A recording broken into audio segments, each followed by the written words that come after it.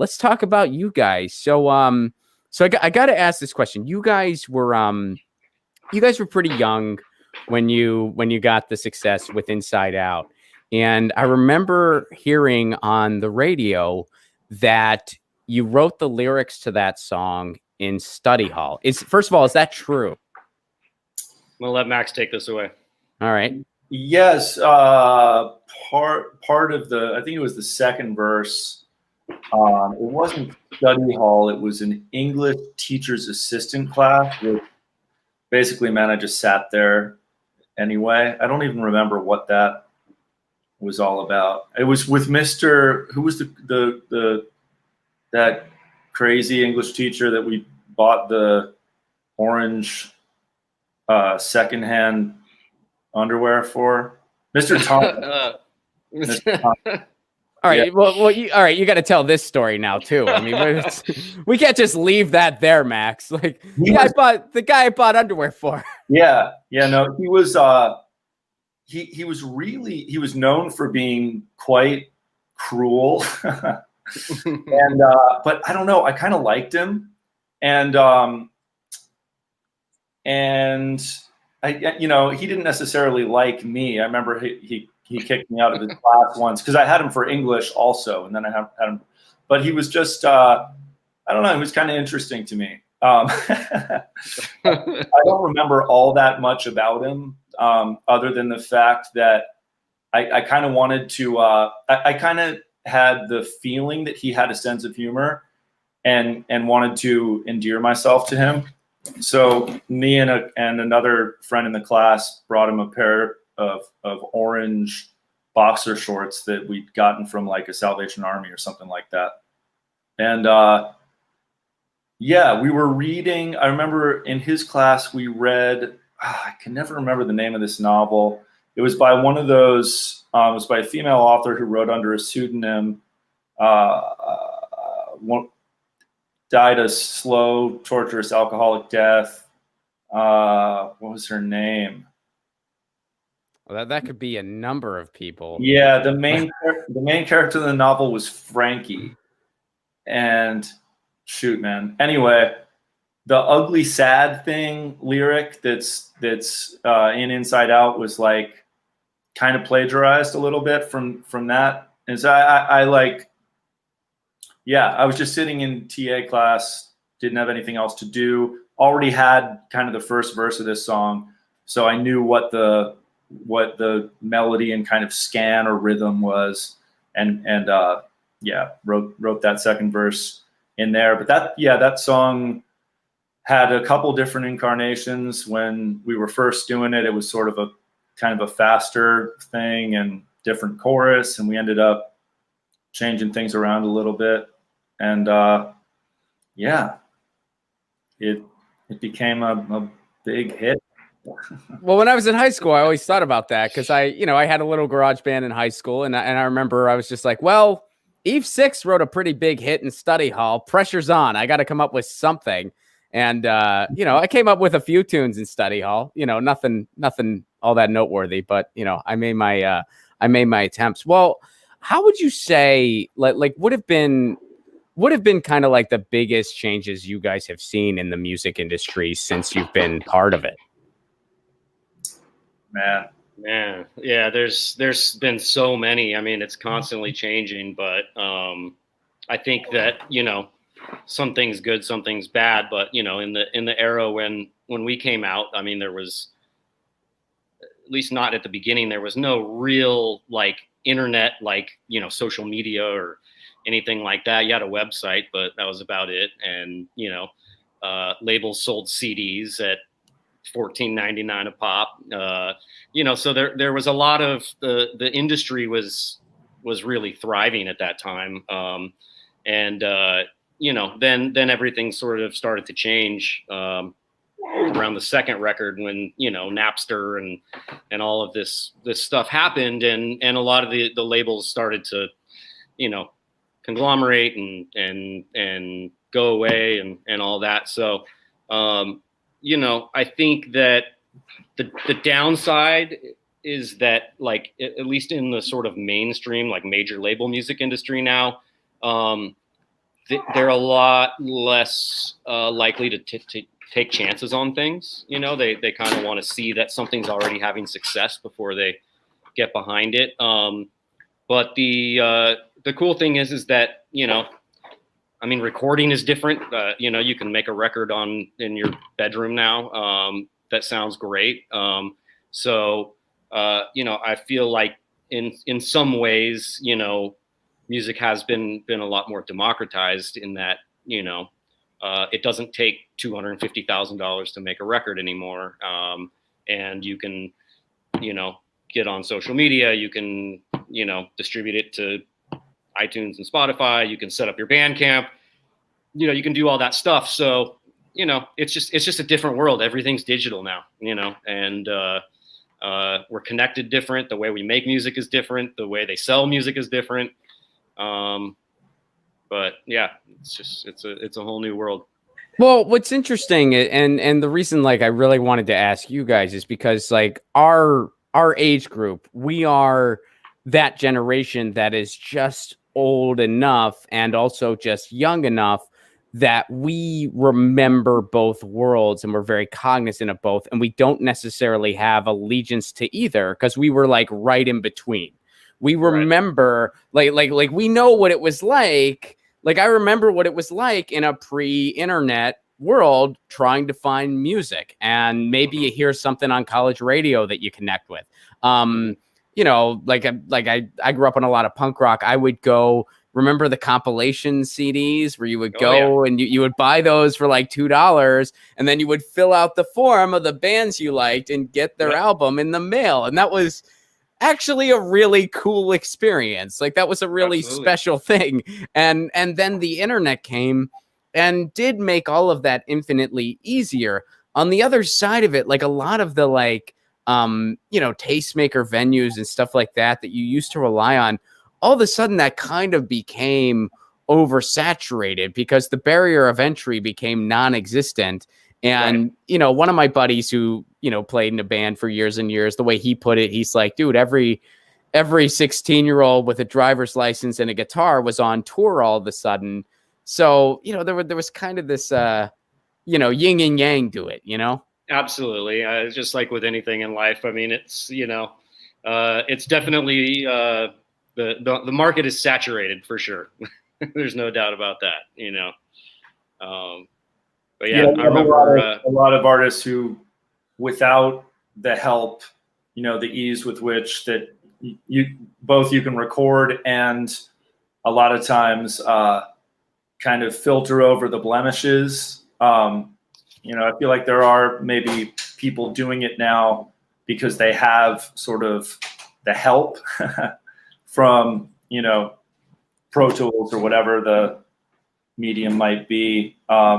So that probably adds to the saturation, and maybe you get more good, you get a lot more awful, you know. So you guys said you were radicalized a little recently. You mentioned that, you know, a couple times if we've been talking. What radicalized y'all? I mean, I think for me it was sort of you know, I guess it was around 2016 as other Bernie Sanders came around, and you know, that I think after the 2020, for me personally, after the 2016 election, I was just kind of like, what the fuck happened? You know, like how did this happen? And it was at that time I think you were the only one. Yeah, you were. Everyone else was like, this is normal. Yeah, totally. I think it was around that time that you know, I mean, because I've always been on the left. I mean, you know, I've always been anti-war, anti-imperialism, like all these things. But it was at that time that I really started to focus on, like, you know, what was actually going on, you know, and listening to alternative opinions, and you know, not being as passive about politics as I had been maybe in the past, and that just sort of led me down a path of like, really taking a hard look at how our government is set up and what they are doing and what they aren't doing and who it's being funded by, and how,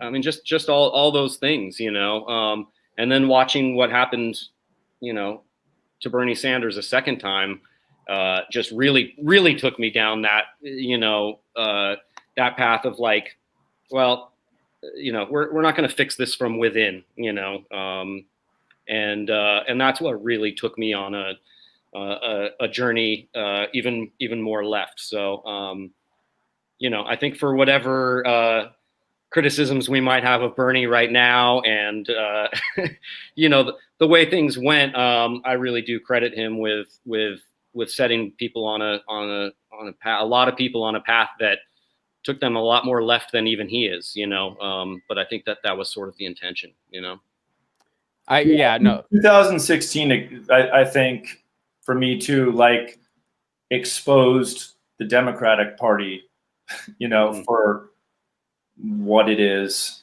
also, or at least in a way, I was probably unenlightened as to just what, like, sort of an empty vessel it was, and like no more, Yeah, I mean, I think for me, and I completely agree with what you both just said, because for me, it's like, yeah, I mean, Bernie Sanders has certainly made some mistakes, definitely, but what he did, and part of this was just right place, right time, and he didn't want to do it.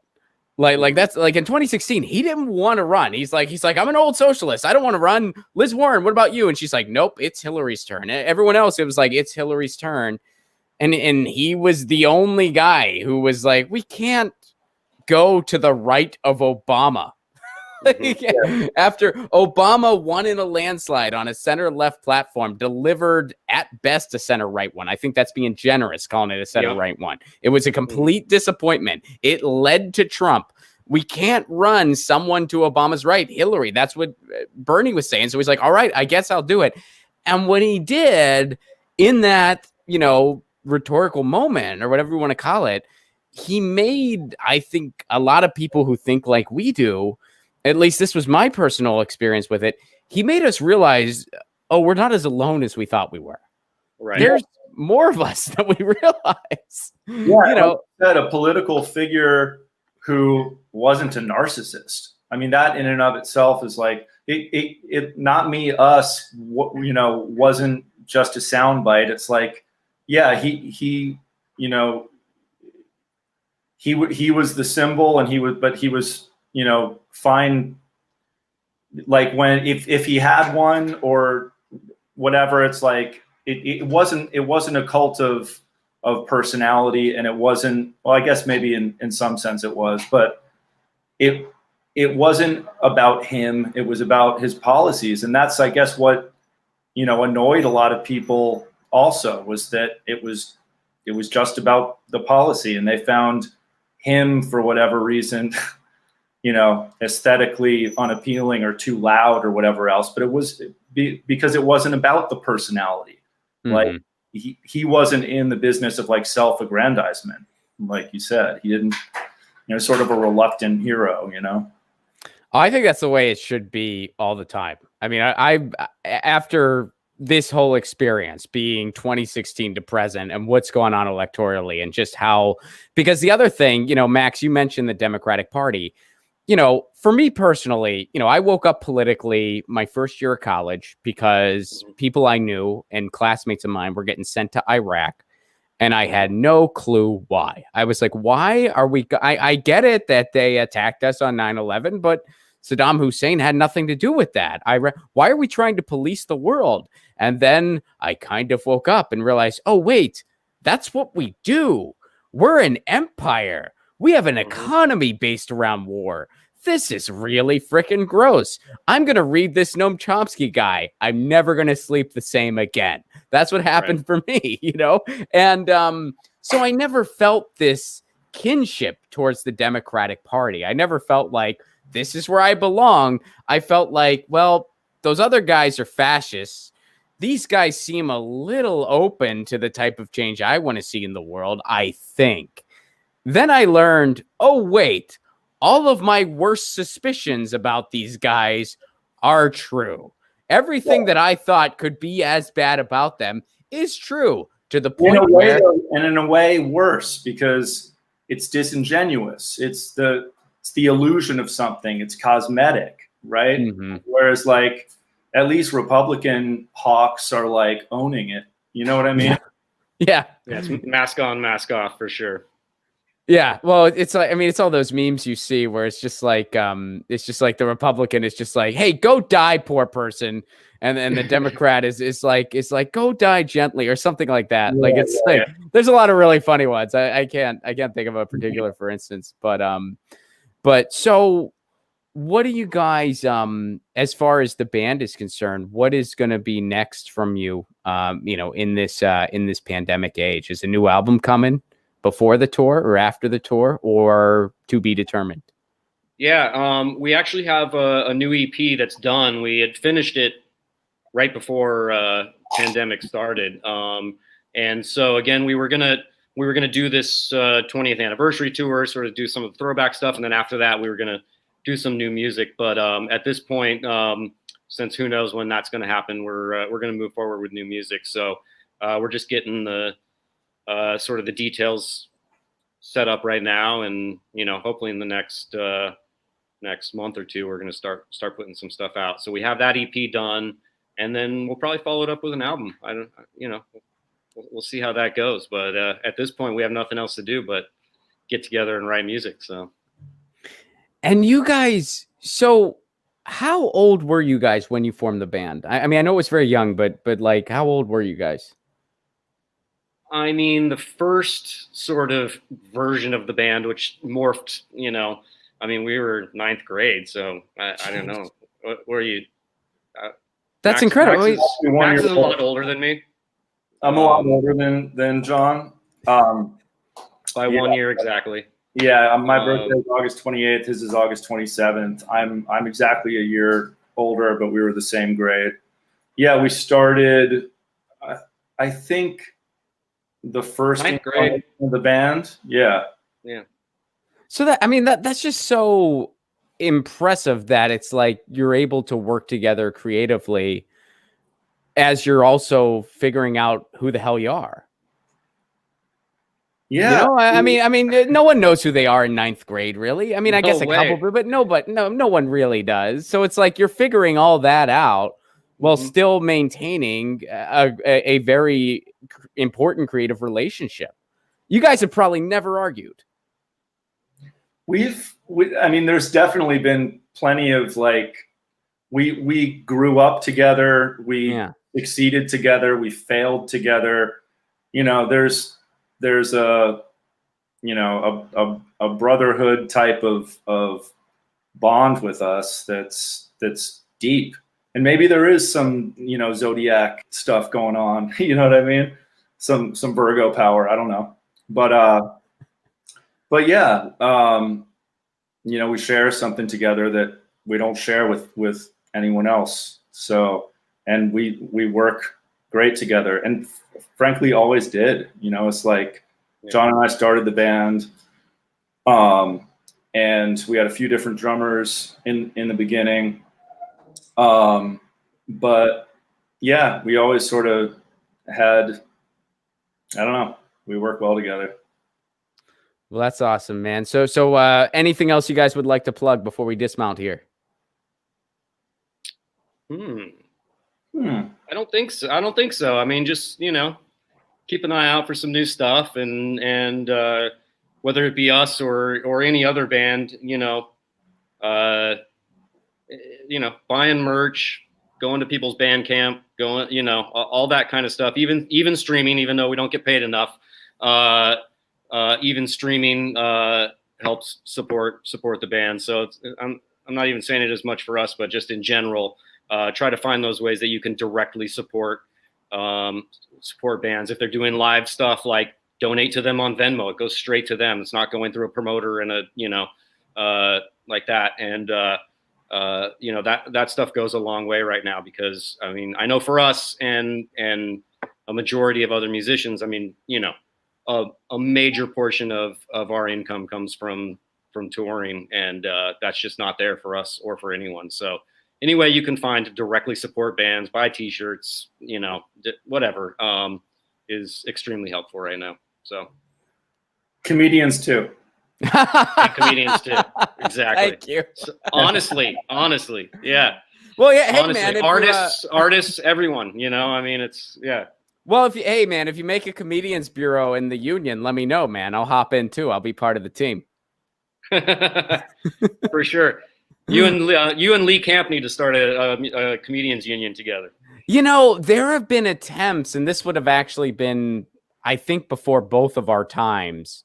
Well, yeah, because we're around the same age, so it would have been before both of our times. This would have been in like the early 90s or something, where they tried to do that, and it didn't come to fruition. And, you know, I won't bore you with all the details about comedy anatomy, but it is one of the only industries, and musicians have faced something similar, where like the pay scale has literally from the 80s to now gone down. Where if because the difference is in comedy, like we still have like a commodity element to it that music just doesn't have, because it's just so much more fast. Like there's no such thing as a music club per se. There's like a folk club or a jazz club or a punk club or whatever else, or just like, you know, a draw that people know. And like in comedy, we're starting to become that. Like that's starting to happen, where like different comedians are known for different things and they have YouTube shows or whatever else. But like there's still like the comedy club where people will go to see somebody they've never heard of, and you kind of just get paid a set fee. Those fees have literally gone down numerically from the 80s to now. And there's a number of reasons for it. But one of the reasons was we just did nothing to protect ourselves. Like we did nothing to protect ourselves. So it's tough. I mean, it's like the same type of thing as music, where there's a lot of competition because it's so hard to make a go of it in the business. And so because of that, there's all this competition between bands, between comedians, like who's going to get the better slot, who's going to get the better, you know, special or whatever it is. And it makes it really hard to come together and you know, do collective action. So hopefully that's something that comes out of all this on both ends of it. You mentioned rival. Are you saying that egos are I guess I should have. I used the wrong word. I should have said ego. I just don't believe it. Unheard of. Yeah. It's only politicians that do that. Artists, we're flawless. Now we're clean. Yeah. We are totally nothing problematic about artists. Yeah, just 100% just benevolent, you know, all altruism all the time. Bastions of integrity 100% of the time. Get your news on with Ron. Don't you want to know what's going on? We're getting our news on today. Get your news on with Ron. Don't you want to know what's going on? We're getting our news on today. You can tweet me an article at Ron Placone. We'll go through it together and